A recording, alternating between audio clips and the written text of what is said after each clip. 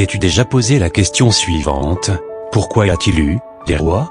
Et pourquoi y a-t-il maintenant des présidents qui dominent à la tête des peuples sur cette terre? Pourquoi y a-t-il eu des rois?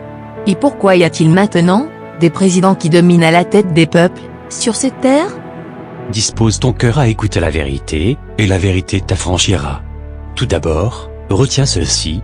La religion est culturelle, mais la spiritualité est universelle. Médite donc correctement les enseignements religieux qui t'ont été inculqués.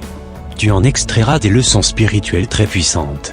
Tu comprendras mieux les personnages tels que Marcus Garvey, Mahatma Gandhi, Luther King, Thomas Sankara, Nelson Mandela, et bien d'autres qui t'inspirent, des instruments de transformation de ton monde et peut-être même du monde. Et maintenant, plongeons-nous dans l'histoire de l'humanité telle qu'elle nous est contée par les religions abrahamiques. Résumons. Dieu créa à son image spirituelle, l'homme parfait. Il l'appela Adam. Puis, de ce dernier, il créa la femme parfaite. Il la nomma Ève. Le Créateur installa ces deux créatures parfaites dans un paradis, le jardin d'Éden. Ensemble, ils étaient en communion harmonieuse. Les créatures et le Créateur étaient en connexion directe. Puis, il y eut un drame, les créatures désobéirent à leur Créateur. En chutant, elles furent chassées du paradis. Hors du paradis, Adam et Ève eurent des enfants.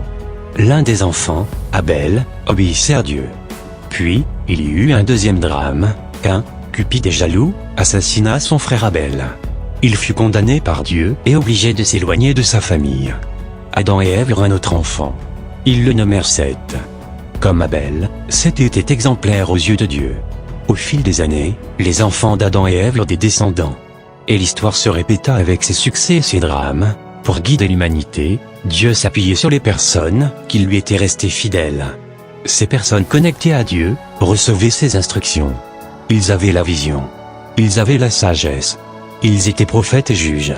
Ils prévenaient le peuple de ceux qui allaient arriver à l'avenir. Ils réglaient les litiges entre les membres du clan. C'étaient des guides bienveillants. Mais, au fur et à mesure, les humains s'éloignaient de la sagesse divine. Ils devinrent de plus en plus cupides et corrompus. Ils commencèrent à désobéir aux juges et aux prophètes. Ils réclamaient de plus en plus une autorité humaine. Voici ce qui nous est relaté par les Saintes Écritures sur la fin du dernier juge et prophète parmi les Israélites. Lorsque Samuel devint vieux, il établit ses fils juges sur Israël. Son fils premier-né se nommait Joël, et le second Abijah.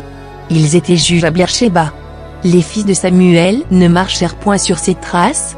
Ils se livraient à la cupidité, recevaient des présents, et violaient la justice. Tous les anciens d'Israël s'assemblèrent, et vinrent auprès de Samuel à Rama. Ils lui dirent, « Voici, tu es vieux, et tes fils ne marchent point sur tes traces.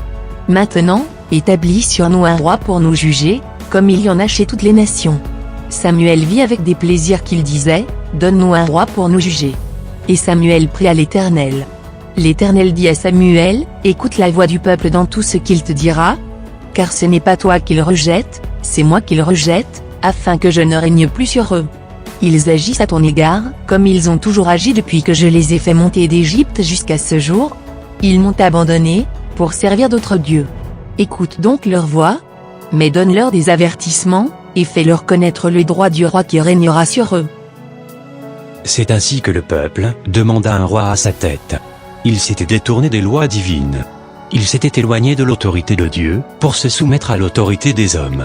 Samuel, qui était resté connecté au Seigneur, fut chargé de leur rappeler les droits que le roi aurait dorénavant sur eux.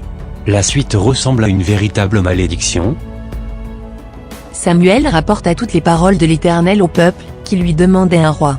Il dit, « Voici quel sera le droit du roi qui régnera sur vous. Il prendra vos fils, et il les mettra sur ses chars et parmi ses cavaliers, afin qu'ils courent devant son char. Il s'en fera des chefs de 1000 et des chefs de 50, et il les emploiera à labourer ses terres, à récolter ses moissons, à fabriquer ses armes de guerre et l'attirail de ses chars. Il prendra vos filles, pour en faire des parfumeuses, des cuisinières et des boulangères. Il prendra la meilleure partie de vos champs, de vos vignes et de vos oliviers, et la donnera à ses serviteurs. Il prendra la dîme du produit de vos semences et de vos vignes, et la donnera à ses serviteurs. Il prendra vos serviteurs et vos servantes, vos meilleurs bœufs et vos ânes, et s'en servira pour ses travaux. Il prendra la dîme de vos troupeaux, et vous-même serez ses esclaves. Et alors vous crierez contre votre roi que vous vous serez choisi, mais l'Éternel ne vous exaucera point. Le peuple refusa d'écouter la voix de Samuel. Non, dirent-ils, mais il y aura un roi sur nous, et nous aussi nous serons comme toutes les nations. Notre roi nous jugera, il marchera à notre tête et conduira nos guerres. Samuel, après avoir entendu toutes les paroles du peuple, les redit aux oreilles de l'Éternel. Et l'Éternel dit à Samuel, écoute leur voix, et établis un roi sur eux. Et Samuel dit aux hommes d'Israël, allez-vous-en chacun dans sa ville. Ne constates-tu pas que plusieurs nations en sont toujours à cette malédiction? Elles subissent un maître qu'elles se sont choisi comme roi ou qui s'impose à elles comme président. N'as-tu jamais entendu la locution latine qui dit que vox populi, vox Dei? Elle se traduit par la voix du peuple et la voix de Dieu. La voix du peuple et la voix de Dieu. Pourquoi la démocratie est-elle devenue la voix du plus fort?